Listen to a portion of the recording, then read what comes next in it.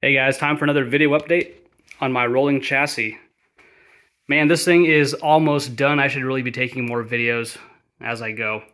But, well, anyway, I just kind of finished up putting together the DPI stainless Gen 3 exhaust. The tailpipes I'm not going to put on yet because they are chromed and don't want to get them dinged up or trip on them while I'm still working. But anyway, headers are all in, cats are in, muffler is pretty much in place. I may have to do a little bit of measurement to make sure I'm centered. Looks good though. Tightened up the belts. There's a lot more room to do belt service here than my old Stage 1 exhaust had, so that's kind of cool. I've got the stainless heat shield that still needs to go on. And here you can see the headers. Like I said, I've got Grady's exhaust studs. Interesting thing is I had no problem getting the headers in on the passenger side, or sorry, the driver's side with the studs installed. But on the passenger side, seems like there's a lot less clearance where the frame is there. And I don't think you can get the headers on or off with the studs installed. So anyway, I took the studs out. Of course, no problem getting those out because they haven't even been heated up yet. Held the header up, put the studs in, and tightened everything up. So it's all good now. Another thing that I did was I replaced the starter with the 1991 Eagle Premier starter from O'Reilly. This is an Ultima brand rebuilt starter, but apparently you can replace it with the headers installed. So I still have my original Paris Rhone starter.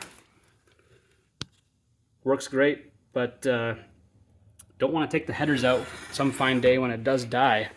So I did go ahead and I replaced it. Also did some cable management in here. Used some Tessa's tape and kind of took it apart right here. Redid this line that goes to the oil light. Rewrapped all these wires. Put a kind of a protector on this stud here.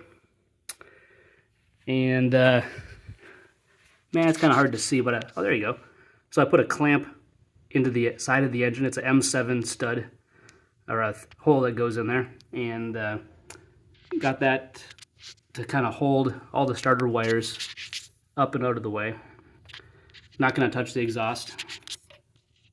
And yeah, you can see. Yeah, so anyway, the way this Ultima starter works, you can't use both sleeves on that red cover. But anyway, it still helps protect it from getting dirty.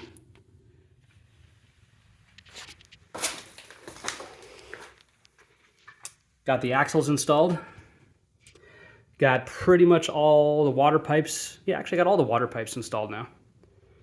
So that's cool. Here's all your red battery cables. Only the one that goes to the battery comes out. And that's going to go up into the body. Here's new heater core pipes. And I did find out, thanks to Daniel Haney, that the top one here goes to the vacuum switch. And Dan was kind enough to give me some of these stainless steel clamps that I ran along the frame. These original clips, let's see here. These clips, yeah, total garbage. They kept popping out. Every single time I touched the water pipe, it would pop out. So, no. Using stainless clamps instead. I did put a little bit of padding, a little foam pad right here. It's a sticky pad, just to make sure that my water pipe doesn't rattle on the frame. Yeah, shifter totally installed. Works great. I've got DPI's one-piece clutch line installed now. That goes up to my Grady rebuilt clutch slave. So that's pretty cool. So that runs through the side of the frame there. That'll be hanging out with, let's see, I think a parking brake cable maybe runs through there, and also AC hose. Yeah, I have not done any AC hoses yet. That's like pretty much the last thing. So going up to the front of the car, woo, look at that. Stainless steel water pipes, DPI radiator, DPI fans. I've also got a generic parallel flow condenser for my AC. I've had that for a number of years, works great. In case you would like to copy me, there's the part number if I just get it to focus. Well, anyway, it's 12-0440D. Maybe in wide angle mode I can't focus too well. So I got everything all buttoned up here. Oh yeah, I've also got DPI front radiator bleeder. There's a couple of different ways you can route this. I kind of like it this way. I put a little bit of extra hose on here to keep it from rubbing. Maybe I'll change it, I don't know. Fuel tank, we already know that's done. Yeah, so there we have it. I got all this week off to work on the car. The frame is really almost done. Tomorrow, I'm going to be hooking up my car battery to the fuel pump. I got to figure out which one of these pins is ground and which one is plus 12 for the fuel pump.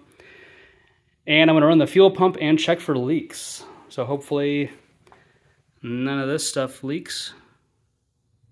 That goes to the accumulator. Then you got this guy here.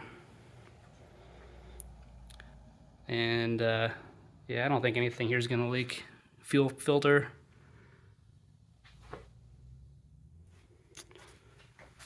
So yeah.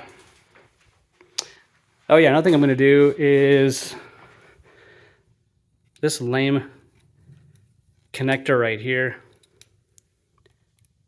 This is the one that is the ground reference for, I guess, the Lambda system. I'm going to be converting that over to a weather pack connector so it doesn't get so dirty or corroded. All right, so that's where we're at today, and we'll check back in tomorrow.